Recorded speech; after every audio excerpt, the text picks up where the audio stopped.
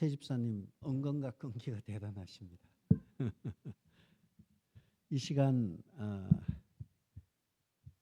에스라서 성경 통독반에서 에스라서를 가지고 지금 하는데 에스라서의 핵심장은 몇 장일까 보면 에스라서의 핵심장은 7장입니다.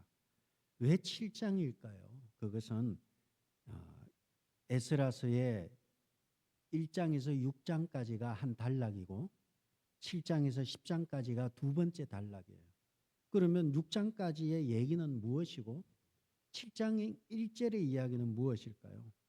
여러분이 보시면 이렇게 역사적인 배경이 있어야 되기 때문에 설명하기가 준비는 많이 해도 막상 설명하려고 들면 너무 줄이다 보니까 잘 이해하시기 바랍니다.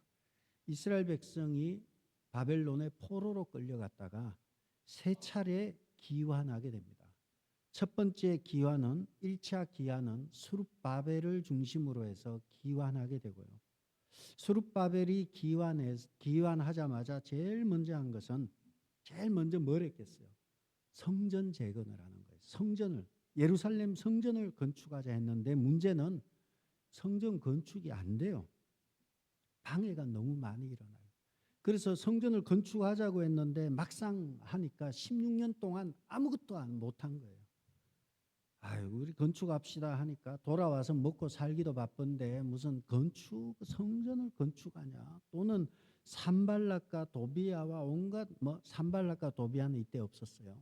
나중에 시대에 있지만 어쨌든 반대하는 사마리아 사람들이나 반대하는 사람들이 많았습니다. 그러자 16년 동안 막 아무것도 못하는 거예요. 교회 일을 할 수가 없는 거예요. 반대가 너무 심해서.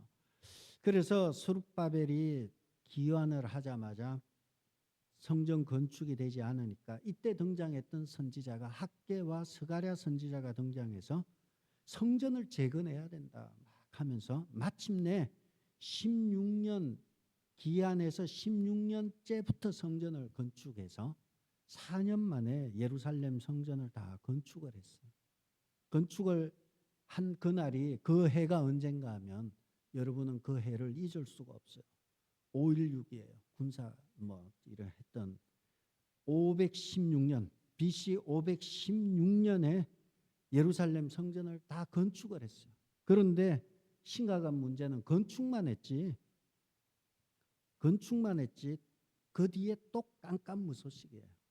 그래서 여러분 에스라 7장 1절에 보면 이 일 후에 이렇게 되어 있어요. 제가 여기 막 메모를 하면 여기 이상해 가지고 시스템이 그래서 자꾸 지워져요. 몇 번 썼다 지웠다 했는데 에스라 7장 1절에 보면 이 일 후에 아닥사스다 왕 때라고 나오는데 이 일 후가 언젠가 하면 성전을 건축한 이후예요.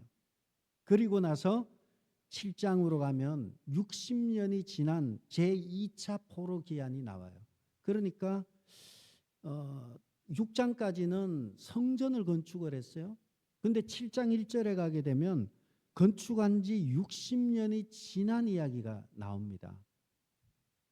그러다 보니까 성전이 건축이 되고 60년 동안 얘기가 싹 그냥 그 6장과 7장 사이가 없어요. 그러다 보니까 이게 뭐 2일 후가 60년이라는 시간을 표현을 안 하니까 모르는 거예요.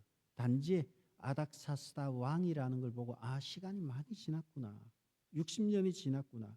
그리고 나서 에스라 학사가 페르시아에서 성전이 조국에 성전이 건축됐다는데 한 60년이 지났는데 아직도 저러고 있나? 성전은 건축했는데 하드웨어는 다 갖춰놨는데 성전은 건축했는데 왜 이렇게 진척이 안 되고 나라가 어려울까 고민하면서 에스라가 우리 성경에 이제 7장에 보면 완전한 학자로 나와요. 율법의 완전한 학자, 제사장 겸 학자. 이 조국의 소식을 들으면서 내가 돌아가야 되겠다. 내가 돌아가서 성전을 건축한 성전 안에 그 안에다가 말씀으로 막 집어넣는 일을 내가 해야 되겠다 결심을 하고 아닥사스다 왕에게 얘기하게 되죠. 그러자 아닥사스다 왕이 돌아가라는 거예요. 아닥사스다 왕이 2차 포로 기한을 허락하게 됩니다. 그리고 나서요 3차 포로 기한이 느헤미야 1장 1절에 있어요. 에스라 7장 7절 한번 볼까요? 에스라 7장 7절에 보면 아닥사스다 왕 제7년이 됩니다. 아닥사스다 왕 제7년에 에스라로 말미암아 돌아가라는 거예요. 포로 기한 두 번째 포로 기한이 아닥사스다 왕 제7년에 있고요. 느헤미야 1장 1절에 보면 하가라의 아들 느헤미야의 말이라 아닥사스다 왕 몇 년이죠? 그러면 몇 년 뒤에 3차 포로 기한이 일어나요. 13년 뒤에 나타나요. 이때는 느헤미야예요. 그렇게 에스라가 2차 포로를 데리고 기한하고요. 13년 뒤인 아닥사스다 왕 제20년에는 느헤미야가 3차 포로를 끌고 또 돌아오는 거예요. 이와 같은 일이 보면 2차 포로도 3차 포로도 왕의 이름이 누군가요? 왕의 이름이 누군가요? 아닥사스다 왕을 잘 기억해야 돼요. 아닥사스다 왕의 계모가 누군지 아세요? 계모는 침몰한 얘기도 있는데 침몰한 얘기는 설득력이 없고요. 계모가 누군가 하면 아버지가 누군가 하면 아수에로 왕이에요. 그러니까 양 어머니가 에스드예요. 에스드가 계모인지 뭐 키운 거예요. 와스디의 아들이래요. 앞에 있었던 왕후의 아들이 아닥사스다 왕이라는 거예요. 그러다 보니까 아닥사스다 왕은 우리 왕가에 우리 어머니가 있는데 에스더가 있는데 유대인에 대한 굉장히 좋은 이미지를 갖고 있었던 것 같아요. 그래서 2차 포로 에스라의 말을 다 들어주게 돼요. 에스라가 원하는 것 이상으로 들어주게 되고요. 3차 포로 기한할 때 느헤미야에게도 마찬가지로 너가 행정권을 쓸 수 있는 대로 다 써서 성벽을 재건해라 하고 또 돌려보내게 돼요. 그것이 바로 아닥사스다 왕이 됩니다. 하나님께서는 이미 에스더를 그 앞에 보내서 우호적으로 만드신 거예요. 성경에 보면 이런 경우가 또 있어요. 보아스가 그래요. 보아스가 이방 여인인 룻을 아내로 맞아들이게 되죠. 근데 보아스의 어머니가 누군가요? 기생이에요. 기생 라합이 보아스의 어머니예요. 그러다 보니까 라합의 입장에서는 우리 엄마도 이방인이고 그리고 엄마가 이방인이고 엄마 직업이 창녀 기생이잖아요. 그러니까 이방 여인인 룻에 대한 마음이 호의적이에요. 마찬가지예요. 예루살렘에만 있었던 유대인들은 이방인들에게 복음이 전파되는 것을 도무지 이해 못하는 거예요. 아니 교회가 왜 그렇게 막 폭을 넓히는 거야 막 이러는 거예요. 그러나 안디옥 교회에서 이방인들에게는 우리에게도 복음이 전파됐다면 세상으로 나가야 되는 거예요. 그래서 성교의 전초 기지가 안디옥이 될 수밖에 없는 거예요. 그러므로 여러분은 여러분의 마음을 넓혀야 돼요. 이렇게 갇혀 있으면 아무것도 못해요. 지금의 상황이 얼마나 심각하고 지금의 상황이 세상은 정신없이 변화되고 바삐 나가는데 우리는 우리끼리만 모인다고 이래 있는 것은 우리는 폐쇄적으로 가는 거예요. 이러면 마이너리티로 가는 거예요. 넓혀야 돼요. 세상에는 수많은 병자들이 있고 그 병자들을 다 끌어안아야 될 곳이 교회예요. 그래서 하나님은 베드로에서 바울로 바꾼 거예요. 그리고 오늘 아닥사스다 왕도 그랬고요. 보아스도 그랬어요. 이방인에 대한 포용력인 마음을 주셨고 또 하나님께서 이 교회 담임 목사로 저를 세우셨기 때문에 저에 대한 마음도 주님이 이미 다 만지시고 하신 거예요. 이렇게 해서 제2차 포로 기한이 이뤄지고 에스라가 돌아오게 됩니다. 근데 에스라에 대한 이야기를 보면 첫 번째 에스라는 율법 학자였습니다. 7장 6절에 보면 이 에스라가 바벨론에 올라왔으니 그는 이스라엘의 하나님 여호와께서 주신 모세의 율법에 익숙한 학자로서, 그 다음에 단어가요, 그의 하나님 여호와의 도우심을 입음으로. 하나님의 도우심. 이 에스라나 느헤미야는 하나님의 도우심으로 표현하지만 주의 손의 도우심으로 표현해요. 많은 부분이 그래. 7장 9절 뭐 또 그 뒤에 몇 군데 보면 주님의 손의 도우심 또는 주님의 은혜로운 손의 도우심, 이렇게 주님의 손의 도우심, 여호와의 도우심으로 돌아오게 됐다는 거예요. 또 에스라는 그런 7장 6절에 있는 대로 모세의 율법에 익숙했다고 나오고요. 7장 11절에 보면 에스라는 어떻게 기록했습니까?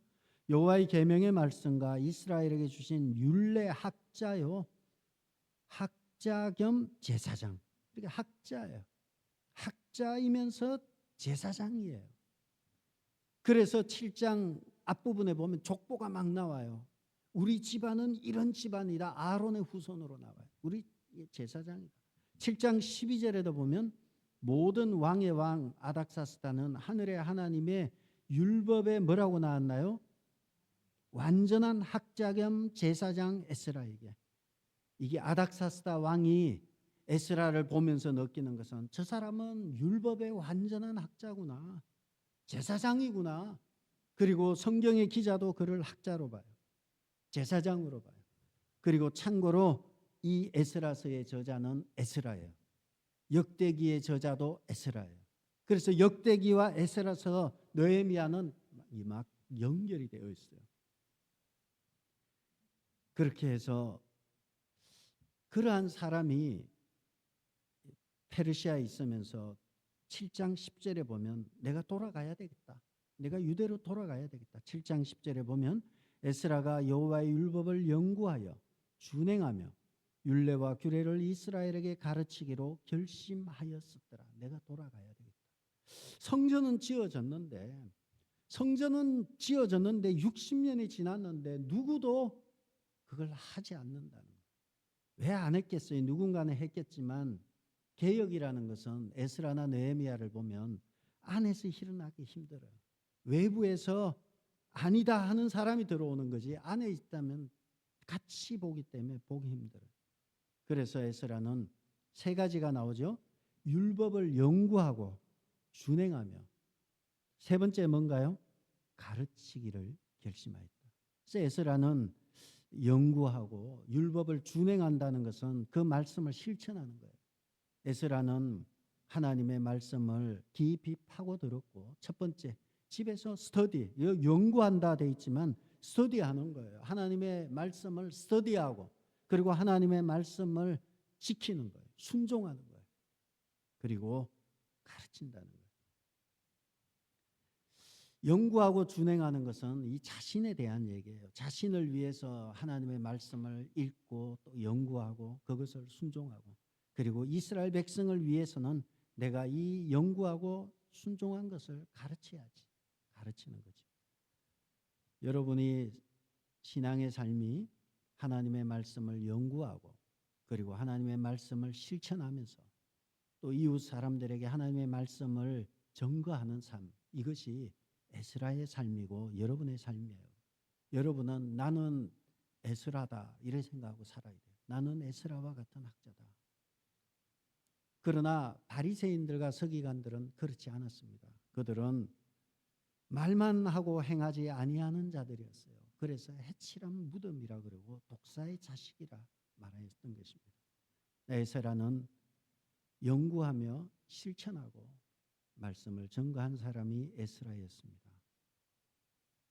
그리고 에스라는 우리가 7장 9절에 보면 7장 6절에도 이미 봤어요. 모세의 율법에 익숙한 학자로 하나님 여호와의 도우심을 입어서 나왔고요. 7장 9절에 보면 첫째 달 초하루에 바벨론에서 길을 떠났고, 첫째 달 초하루면 언젠가요? 그냥 우리식으로 하면 1월 1일 날 길을 떠나서 바벨론에서, 페르시아에서 떠났어요. 그래서 누구의 도우심을 입었나요? 하나님의 선한 손에 도우심. 이 표현이 느헤미야나 에스라에 반복돼서 나와요. 하나님의 선한 손에 도우심을 입어서 언제 도착했나요? 다섯째 달 초하루 5월 1일 도착했어요. 1월 1일 날 가서 5월 1일 날 도착했어요. 그렇게 4개월 걸려서 예루살렘으로 돌아온 거예요. 사실 우리는 이것을 통해서 4개월이면 넉 달인데, 아니 넉 달이나 걸려서 돌아오나? 거리가 어떻게 되지? 놓고 보면 거리가 넉 달이나 걸릴 거리는 아니에요. 그런데 왜 이렇게 늦었나요? 많이 돌아오지도 않았는데 왜 이렇게 늦었을까요? 돌보면서 왔기 때문에 그래요. 처지면 쉬었다가 천천히 오고, 또 다리가 아파가지고 막 그런 분들이 있으면 좀 쉬었다 또 오고, 넉 달이나 걸려서 도착하는데 이 일에 하나님의 선한 선의 도우심을 입어서 도착한 것입니다. 이렇게 해서 돌아왔는데 어떻게 무엇의 도움을 입어서 돌아왔나요? 하나님의 선한 손의 인도함을 받아서 돌아왔다는 거예요. 위험한 길도 있고 또 돌아오는 중에 두 번째예요. 첫 번째 돌아온 사람들은 5만 명이 돌아왔는데 돌아가야지 하고 돌아왔어요. 두 번째 돌아오는 사람들은 거기 있은 지가 150년이나 있던 사람들이에요. 150년 있었기 때문에 그 사람들은 아니 왜 돌아가는 거야 도대체. 가다가 힘드니까 막 말일도 많고. 그런데 돌아왔다는 거예요. 하나님의 선한 손으로 돌아왔다는 거예요. 이스라엘의 참된 회복은 다른 어떤 것보다도 하나님께서 도우시는 선한 손의 도우심이 절실히 필요합니다. 하나님은 가장 부끄러운 인생을 가장 부러운 인생으로 만드시는 최고의 전문가이십니다. 주님은 역전의 용사이십니다. 역전의 용사가 아니 역전의 여기 뉴욕에 있는 신학교에서 1.5세 2세들이 다니는 신학교가 있어요. 거기 갔더니 1.5세 2세 신학생들이 얘기를 하더라고요. 저 직접 들었어요. 얘기를 하는데 목사님 번역을 하는데 역전의 명수 너무 힘들어요. 그래서 왜 힘드냐 그러니까 아니 역 앞에 사는 명수가 누군가 역전의 명수 아니 그런 뜻이 아니고 뒤집는 그러한 명수다. 그러니까 명수가 사람 이름으로 하는 거예요. 역전에 사는 명수구나. 우리 하나님은 역전의 용사이십니다. 가장 불가능한 보이는 것 같은데도 가능케 하시는 분이 우리 하나님이에요. 거기에 최고의 최적화된 전문가가 우리 하나님이십니다. 그러므로 여러분 우리가 광야의 길을 가는데 힘들고 어렵잖아요. 그러나 분명한 것은 하나님의 선한 손에 도우심이 있으면 역전시킬 수 있어요. 에스라는 바로 하나님의 선한 손에 도우심을 여러 차례 7장 6절, 7장 9절, 8장 18절, 8장 22절, 32절에 31절에 걸쳐서 여러분 여호와의 선한 손에 도우심으로 왔다. 그래서 에스라의 머릿속에는 율법이 아닥사스다 왕이 보기에 율법의 완전한 학자라 볼 정도로 율법에 익숙한 사람으로서 하나님이 하신다는 걸 모든 걸 너무 잘 아는 사람이었습니다. 그가 와서 보니까 역시 그는 학자였어요. 느헤미야는 행정가였습니다. 느헤미야를 보면은 느헤미야는 굉장히 터프하고 거칠어요. 그런데 에스라는 학자이고 제사장이어서 그런지 거칠지 않아요. 자기가 혼자서 아파하고 괴로워요. 에스라 10장 1절을 보면요. 에스라가 하나님의 성전 앞에 엎드려 울며 기도하여 죄를 자복할 때 어디서 엎드렸다고요? 왜 성전 앞이었을까? 아마 역대기에 보면 역대하 7장 14절에 자기가 썼잖아요. 오늘 우리가 시작하기 전에 기원할 때도 나오지만 내 마음과 내 눈이 항상 여기에 있을 것이다. 성전으로 나오라는 거예요. 질병이 돌고 전염병이 돌고 어려운 일이 있을 때 성전으로 나오라는 것입니다. 내 이름으로 일컫는 내 백성이 그들의 악한 길에서 떠나서 스스로 낮추고 기도하여 내 얼굴을 찾으면 내가 하늘에서 듣고 그 죄를 사하고 그 땅을 고친다. 나오라는 이야기를 했던 사람이 에스라예요. 그가 지금 10장 1절에서도 하나님의 성전 앞에 엎드려서 성전 앞에 나와서 울면서 스스로 낮추고 기도하여 겸비해서 내 얼굴을 찾으면 하나님이 듣는다는 걸 안 거예요. 그래서 성전 앞에 나와서 엎드리고 기도했을 때 이스라엘 백성들이 남녀와 어린아이와 큰 무리가 그 앞에 모여서 아니 제사장 에스라가 저렇게 울고 있구나, 슬퍼하고 있구나, 성전은 잘 져놨는데 성전을 성전으로 여기지 않고 살아가는 모습에 에스라는 한없이 눈물이 나고 죄를 자복하고 회개하게 되면서 유대 사회에 회복의 역사가 나타난 것입니다. 에스라서의 내용을 정리하면요, 첫 번째, 그렇다면은 위기는 어떻게 벗어나냐라는 거예요. 지금 이스라엘은 위기잖아요. 성전은 있지만 성전이 성전되지 못한 거예요. 교회는 많고 이민사회 교회도 많고 목회자도 많고 교인도 많아요. 그런데 왜 이렇게 교회가 어렵냐라는 거예요. 에스라의 입장에서 보면 말씀의 회복, 율법의 회복이 공동체 회복의 핵심이라는 것입니다. Back to the Bible, 성경으로 돌아가야 된다는 거예요. 모세의 율법으로, 하나님의 말씀으로 돌아가야 된다는 것입니다.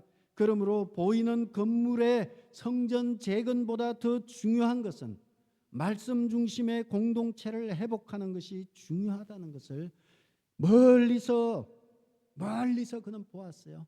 페르시아에서 유대사에 돌아가는 모든 상황을 보면서 건물 짓는 것이 중요한 게 아니구나, 말씀이었구나, 내가 돌아가서 내가 하나님의 말씀을 스터디하고 그 말씀을 지킨 것을 가지고 이스라엘 백성에게 가르쳐야 되겠다, 하나님의 말씀을 세우는 것이 공동체를 회복하는 길임을 알았던 것입니다. 화려한 성전이 있다고 해도 말씀이 없으면 그 공동체는 무너지게 되어 있어요. 아무리 화려하게 짓고 대리석으로 지어도 텅텅 비어져 갈 것입니다. 그러므로 우리는 말씀의 근위를 회복해야 하는 것이 교회의 사명입니다. 무너진 공동체를 세우는 유일한 도구는 하나님의 말씀이고 무너진 여러분을 세우는 것 역시 하나님의 말씀입니다. 오늘날 교회가 엄청난 세태기에 직면해 있고 위기에 있습니다. 답은 간단합니다. 다시 말씀으로 돌아가야 합니다. 그것이 교회가 생존하는 방법입니다. 우리는 통독반이 있고 새벽 예배와 주일 예배와 매일마다 말씀과 기도가 이루어지는 것입니다.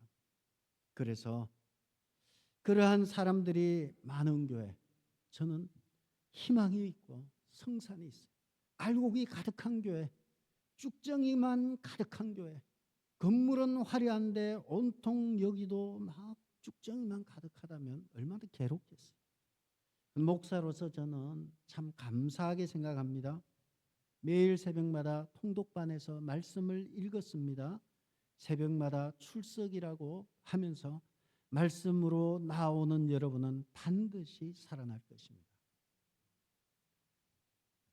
에스라는 그것을 보았습니다. 이것만이 살 길이다. 그리고 나서 유대 공동체에 엄청난 영적인 부흥의 불길을 일으키게 되고요. 부흥의 불길이 일어나고 난 뒤에 13년 뒤에 느헤미야가, 행정가인 느헤미야가 와서 무너진 성벽을 재건하게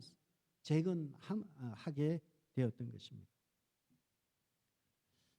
두 번째 적용할 것은 성전 재건은 스룹바벨이 돌아와서 성전을 재건했습니다. 학개와 스가랴의 도움으로 성전을 재건했습니다. 성전은 완공되었지만 여전히 말씀이 없는 성전의 모습에 에스라는 자기의 사명을 가지고 돌아오게 되었습니다.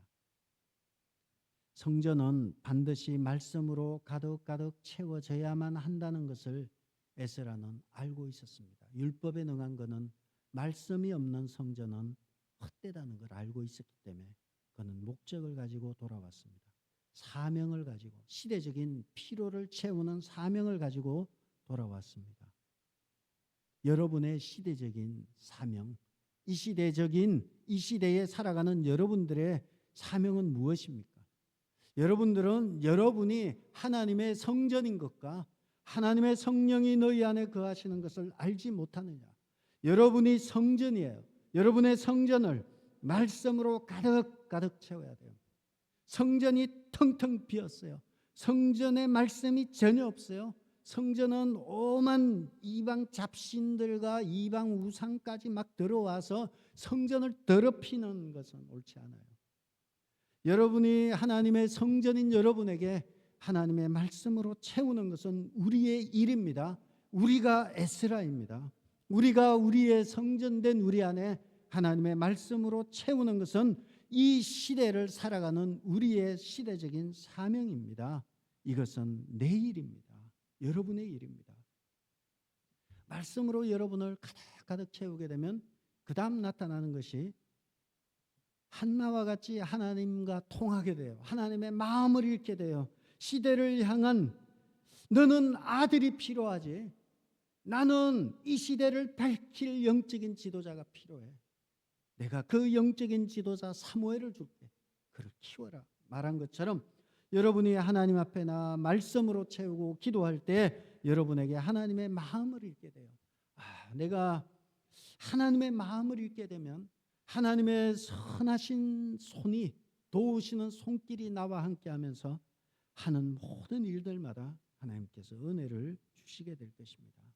그러므로 말씀에 굳게 서고 그리고 기도하며 나아갈 때 하나님의 마음을 읽게 되고 하나님의 마음을 읽으면 하나님의 도우시는 선하신 손길이 우리를 붙들게 되고 그러면 공동체가 다시 영적인 회복이 일어납니다. 이것을 우리는 나의 개인의 회복뿐만 아니라 공동체의 회복을 우리는 대부흥이라고 해요. 지역적으로 큰 부흥의 불길이 일어나는 것입니다.